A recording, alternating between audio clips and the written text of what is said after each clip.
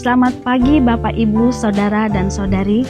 Selamat hari Minggu dan selamat beribadah online di GPDI Kasih Immanuel Kebayoran Lama yang disertai dengan perjamuan suci.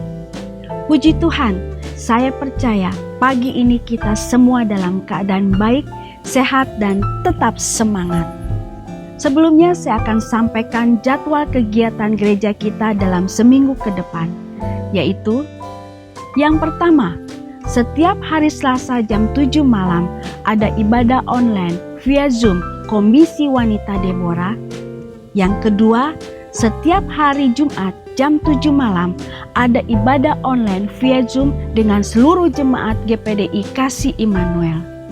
Yang ketiga, ada pertemuan via Zoom untuk J-Club online, yaitu setiap hari Sabtu jam 7 malam untuk J-Club 1, 3, 6, dan 7.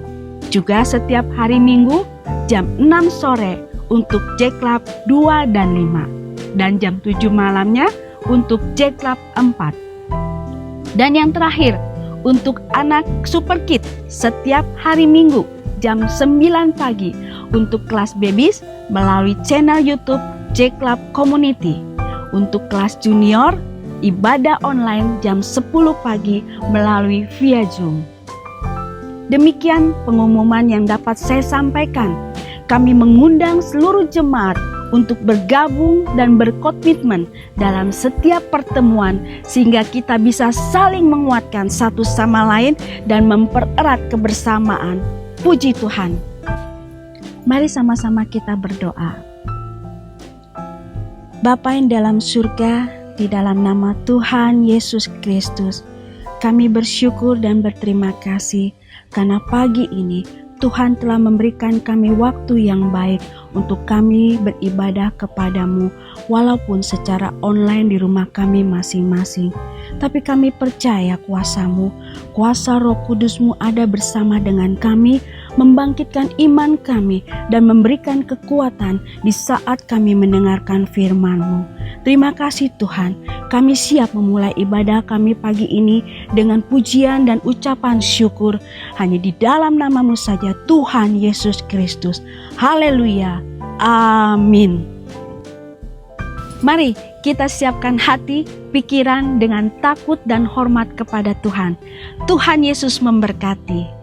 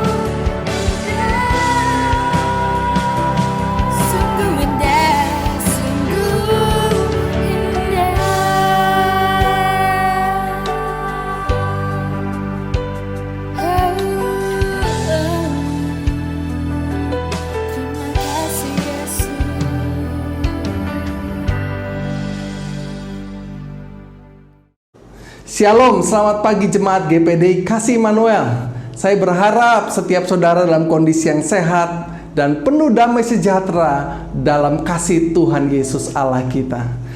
Pada kesempatan ini saya secara pribadi ingin kembali mengucapkan rasa terima kasih kepada Bapak Ibu atas setiap perhatiannya, dukungan doanya yang luar biasa. Saat minggu lalu ayah kami, Bapak Gembala, kita dipanggil oleh Tuhan. Kiranya Tuhan yang membalas setiap kebaikan dan perhatian yang saudara berikan. Baiklah saudara, kita akan siapkan hati kita untuk mendengarkan firman Tuhan. Saat ini saya akan memberikan tema khotbah saya, 4 rahasia keberhasilan yang ada di dalam Alkitab. Setiap kesuksesan memiliki rahasia yang tidak tampak dari luar, bahkan menjadi rahasia yang tidak mudah ditemukan dan dipraktekkan.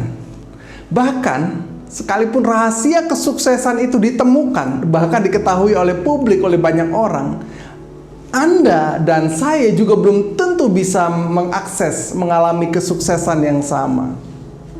Nah, jadi rahasia firman Tuhan itu sangat konfidensial atau tertutup. Hanya bagi orang-orang yang sungguh-sungguh saja dan mau komitmen menyelesaikannya. Saya berharap pagi ini saudara mendapatkan kebenaran ini dan mulai komitmen melakukannya secara konsisten. Oke, untuk memudahkannya kita mengingat, saya menyebutnya 4X ya, 4X saudara. Rahasia keberhasilan mencapai rencana Tuhan dalam hidup kita. Mari sebelumnya kita akan baca Alkitab kita dalam Matius 14 ayat ke-28. Lalu Petrus berseru dan menjawab dia, Tuhan, apabila Engkau itu, suruhlah aku datang kepadamu berjalan di atas air. X yang pertama adalah eksperimen atau berani mencoba hal yang baru. Di dunia ini tidak banyak orang yang mau mencoba sesuatu yang baru dan beresiko. Tetapi berbeda dengan pribadi Petrus, murid Yesus yang sangat spontan ini. Dia suka melakukan hal yang baru. Dan seperti dia jarang memikirkan resikonya. Salah satunya waktu ia meminta Tuhan Yesus ya untuk menyuruhnya berjalan di atas air, untuk membuktikan bahwa itu betulan Tuhan atau bukan ya. Tahukah Anda, Yesus tidak keberatan dengan sikap Petrus tersebut ya. Ia mengizinkan Petrus untuk menghampirinya dan berjalan di atas air. Datanglah, demikian perintah Yesus. Jika saat itu Petrus tidak menjadi takut dan bimbang, tentu perjalanannya menemui Yesus dengan berjalan di atas air akan mulus sekali, saudara. Tetapi itulah Petrus, selain berani, ia juga pribadi yang mudah bimbang. Ia kemudian tenggelam dan berseru meminta tolong kepada Tuhan. Tuhan, tolong saya mau tenggelam ini. Yesus segera menolong Petrus, sekaligus mengkoreksi, mengevaluasi, menegur Petrus karena ketidakpercayaannya itu. Satu hal positif yang kita pelajari dari kisah Petrus adalah kita harus memiliki keberanian untuk mencoba hal-hal yang baru. Hal-hal yang kadang cukup menantang iman kita. Tuhan pun tidak melarang kita. Bahkan Ia siap membantu kita jika kita jatuh. Ia siap membantu kita untuk keluar dari zona nyaman kita dan belajar untuk mempercayai Tuhan untuk mencapai hal-hal baru tersebut, saudara. Pengalaman kita berjalan bersama Tuhan tersebut akan menjadi sebuah kesaksian hidup bahwa Yesus Kristus adalah Tuhan yang sanggup mengerjakan hal-hal yang luar biasa melalui orang-orang yang biasa seperti kita.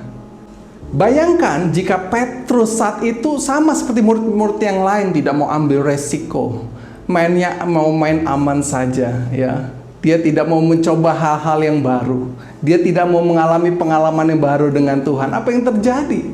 Gara-gara Petrus yang mau keluar dari zona nyaman dan mempercayai Yesus yang adalah Tuhan yang memampukan dia berjalan di atas air, maka kita bisa belajar bagaimana Petrus bisa mengalami mujizat-mujizatan yang luar biasa, dan bagaimana kita bisa mempelajari kisah itu saat ini. Dan banyak sekali kesempatan kita belajar dari kisah ini, bukan? Dalam pertualangan kita bersama Tuhan, berjalan dengan iman, jangan takut tenggelam.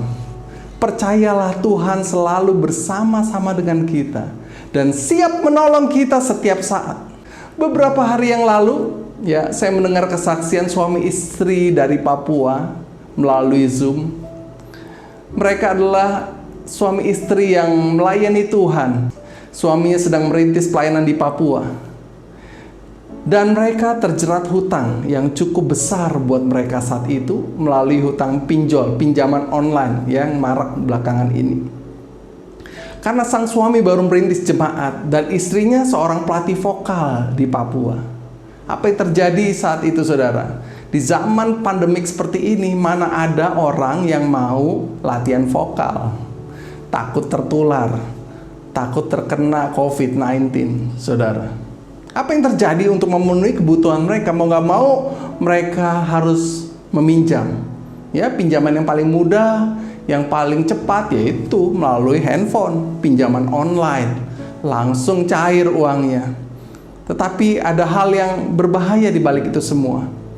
Karena mereka pinjam, terus pinjam, kadang-kadang mereka tidak bisa membayar dan akhirnya mereka terjerat hutang yang sangat besar dengan bunga yang sangat mencekik, ya.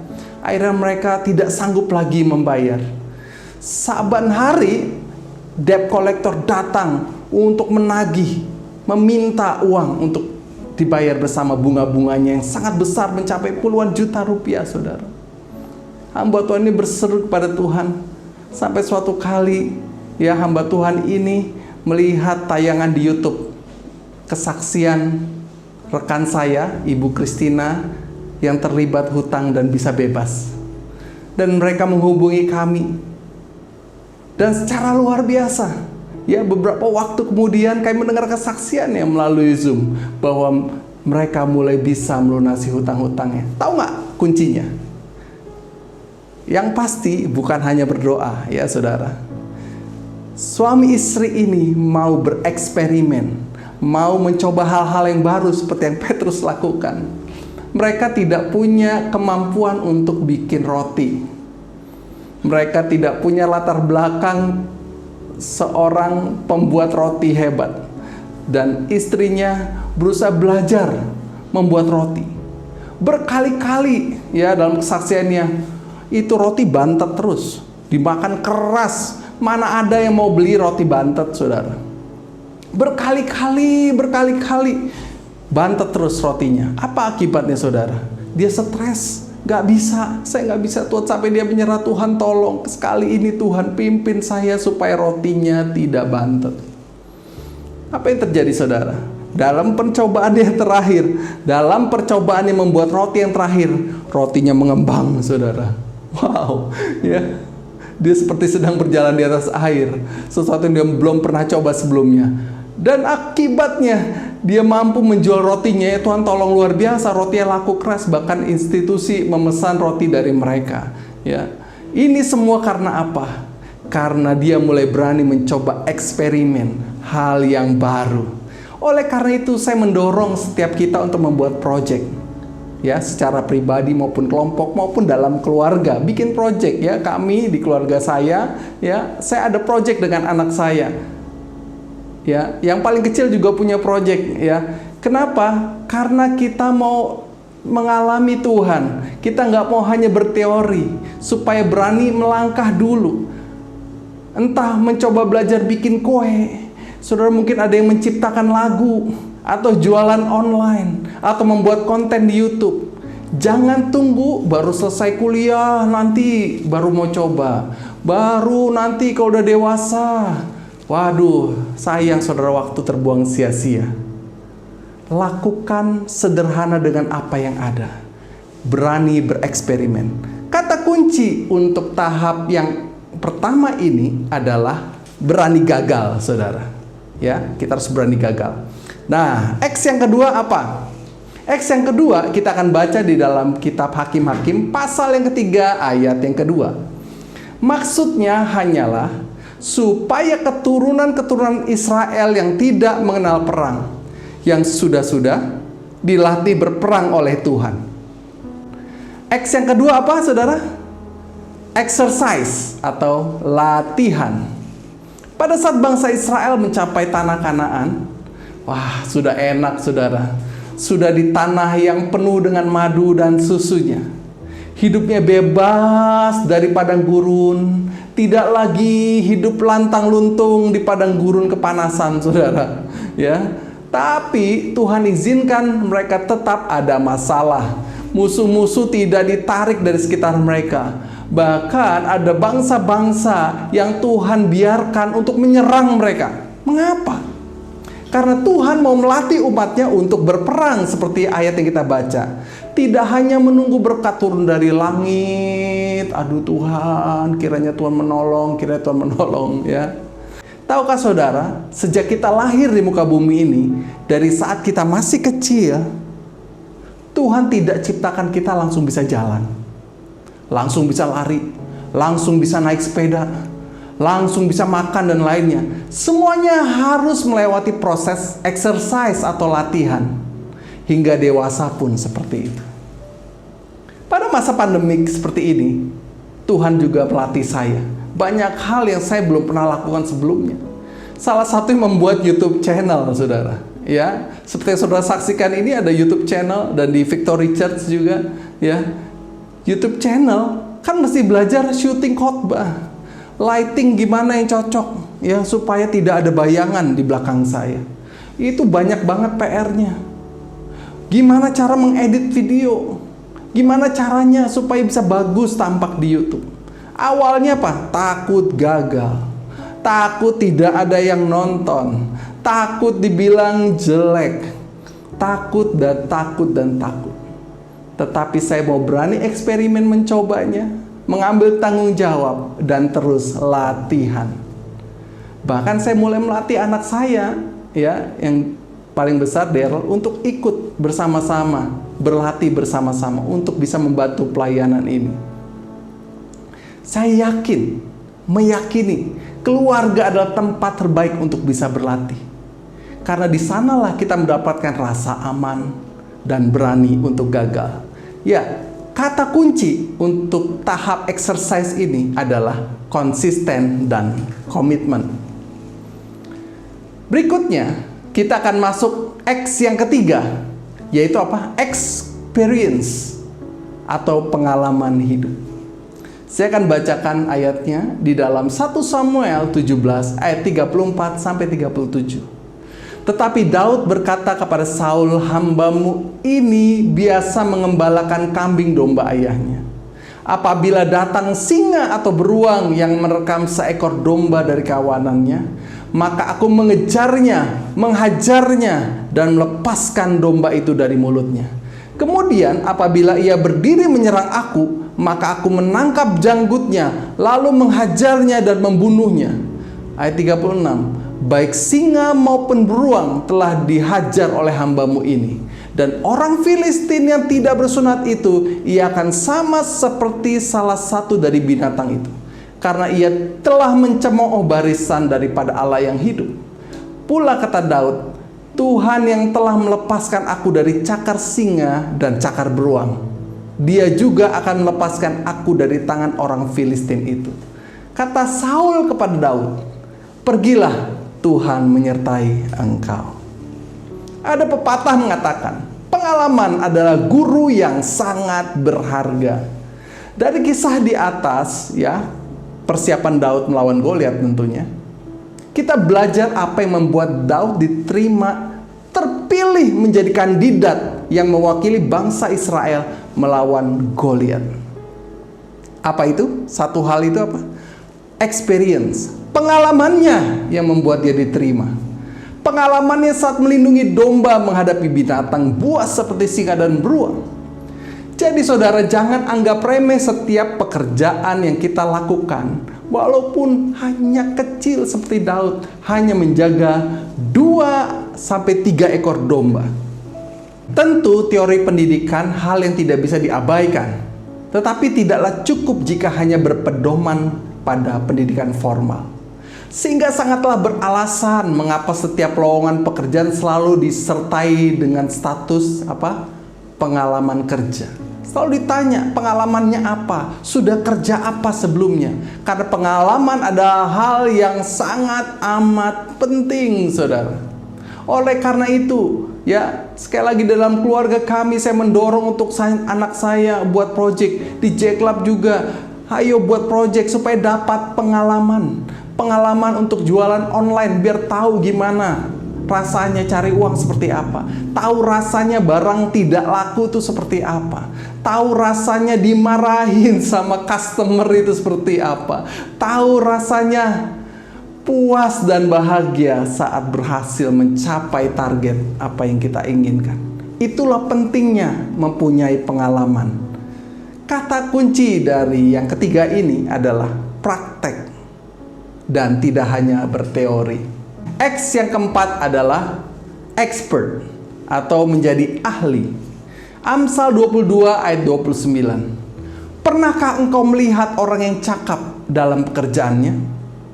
Di hadapan raja-raja ia akan berdiri, bukan di hadapan orang-orang yang hina. Hanya orang yang cakap dan ahli yang bisa bekerja di hadapan raja-raja. Kalau sekarang presiden-presiden, ya. Bukan hanya orang yang bisa sekedarnya, tetapi yang excellent, yang luar biasa, yang ahli, memiliki kualitas pekerjaan yang bisa dibanggakan dan dipertanggungjawabkan. Saya teringat kisah Daniel dalam Perjanjian Lama, luar biasa. Saat Raja Nebukadnezar minta ditafsirkan mimpinya, tapi tanpa menyebutkan mimpinya apa. Wah, susah sekali bukan? Bayangkan menafsirkan mimpi tanpa mengetahui mimpinya apa. Wow, semua ahli nujum, ahli tafsir, ahli ramal, semua yang namanya ahli dikumpulkan ya dari penjuru negeri, termasuk Daniel salah satu di dalamnya. Tapi apa yang terjadi? Sejago-jagonya para ahli itu ada mentoknya juga. Inilah yang membedakan Daniel, si ahli penafsir mimpi, dengan ahli-ahli yang lainnya. Mereka memang ahli di bidangnya, tapi Daniel bukan hanya sekedar ahli, tapi dia juga takut akan Tuhan. Daniel mengandalkan Tuhan, sehingga Daniel berhasil menyebutkan mimpi raja sekaligus menafsirkan apa yang ada dalam mimpi tersebut. Artinya dijelaskan secara tepat dan akurat. Ingat saudara, tanpa Tuhan keahlian kita tidak berarti apapun. Jangan sombong. Kata kunci yang keempat adalah apa? Menjadi ahli dalam bidang kita. Saya simpulkan khotbah saya pada pagi hari ini. Ada 4 kata X kunci keberhasilan. Yang pertama eksperimen atau mencoba hal yang baru. Yang kedua exercise atau latihan. Yang ketiga adalah experience atau pengalaman. Yang keempat adalah expert atau keahlian.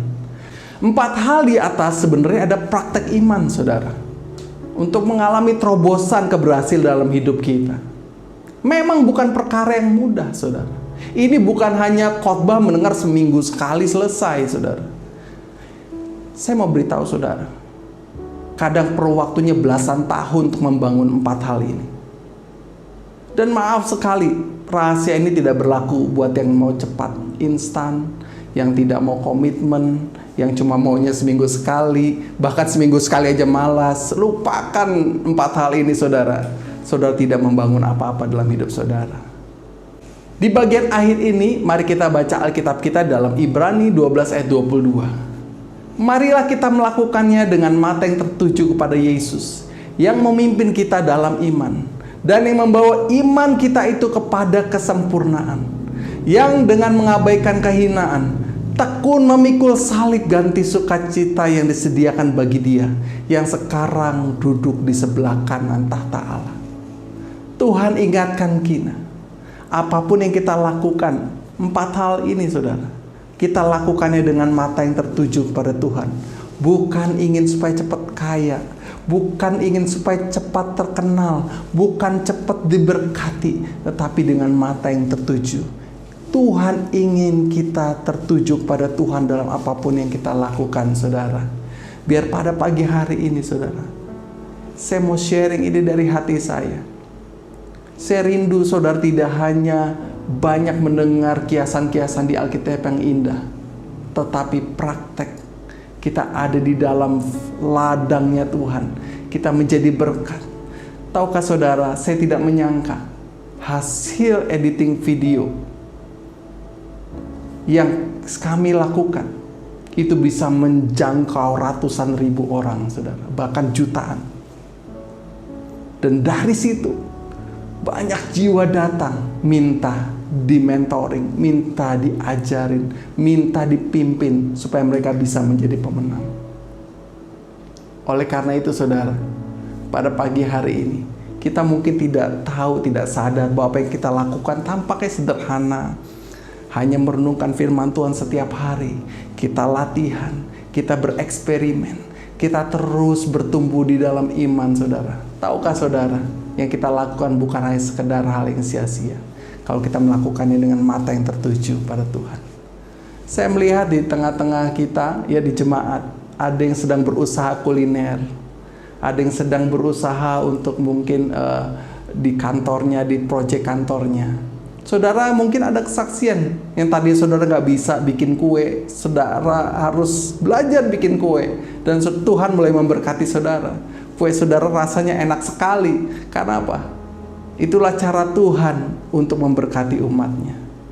Tuhan ingin kita bahagia, sukses, hidup berkemenangan, dan saya percaya saudara akan mengalaminya kalau saudara sungguh-sungguh mempercayai Tuhan dalam hidup kita. Ikuti rahasia firman Tuhan ini. Butuh waktu yang panjang, tapi komitmen, saudara. Terus tanpa berpikir untuk mundur. Mari kita lakukan kebenaran firman Tuhan.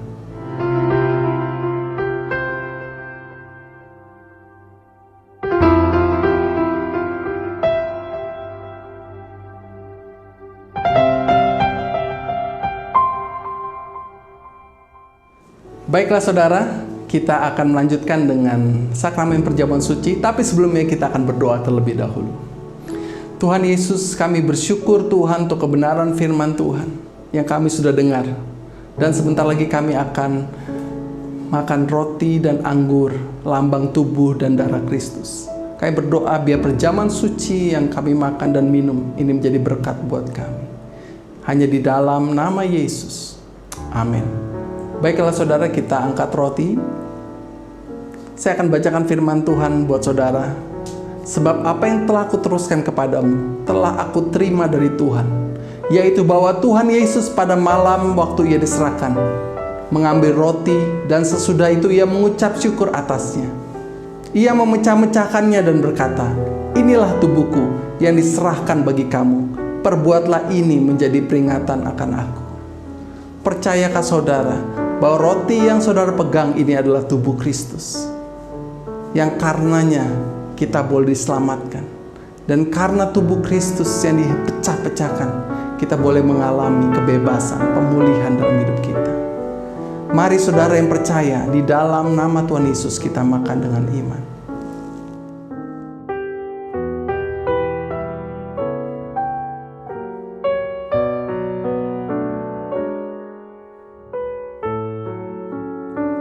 Mari kita ambil cawan anggur dengan tangan kita angkat ke atas.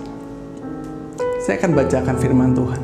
Demikian juga ia mengambil cawan sesudah makan, lalu berkata, "Cawan ini adalah perjanjian baru yang dimeteraikan oleh darahku. Perbuatlah ini setiap kali kamu meminumnya, menjadi peringatan akan aku. Sebab setiap kali kamu makan roti ini dan minum cawan ini, kamu memberitakan kematian Tuhan sampai ia datang." Apakah saudara percaya bahwa anggur yang saudara pegang adalah darah Yesus? Darah yang menyucikan dosa kita, darah yang menyembuhkan kita, yang olehnya kita boleh mengalami keselamatan. Mari saudara yang percaya, di dalam nama Yesus kita minum.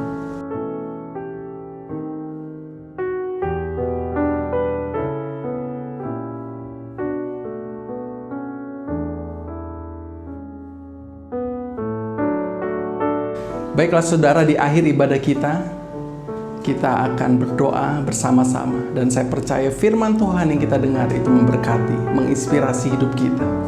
Mari kita berdoa. Bapa di surga, kami bersyukur untuk pagi hari ini kami boleh sama-sama beribadah online walaupun kami berjauhan. Kami percaya Engkau Immanuel, Allah yang maha hadir, Engkau ada bersama dengan kami. Terima kasih Tuhan untuk setiap kebenaran firman Tuhan yang kami boleh terima dan kami boleh dengar. Dan mari saudara, kita angkat tangan kita. Terimalah berkat penyertaan Allah Bapa, Putra, dan Roh Kudus. Di dalam nama Tuhan Yesus Kristus, menyertai engkau mulai pagi hari ini sampai selamanya, sampai Maranatha, Tuhan Yesus datang kedua kali. Hanya di dalam nama Yesus, mari setiap kita yang percaya katakan amin. Tuhan Yesus memberkati saudara. Selamat hari Minggu.